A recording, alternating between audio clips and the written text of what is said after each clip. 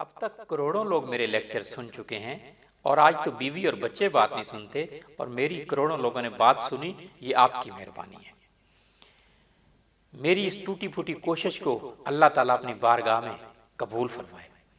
اقبال فرماتے ہیں، یوں تو سید بھی ہو، مرزا بھی ہو، افغان بھی ہو، تم سبھی کچھ ہو، بتاؤ تو مسلمان بھی ہو۔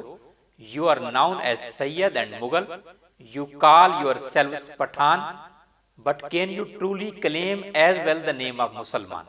اقبال کا اشارہ جو ہے سورۃ الحجرات آیت نمبر 13 کی طرف ہے، ان اکرمکم عند اللہ اتقاکم ان اللہ علیم خبیر۔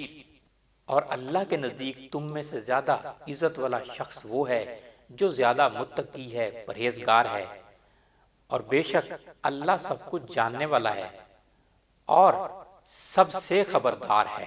The noblest among you in the sight of Allah is the one who is best in conduct.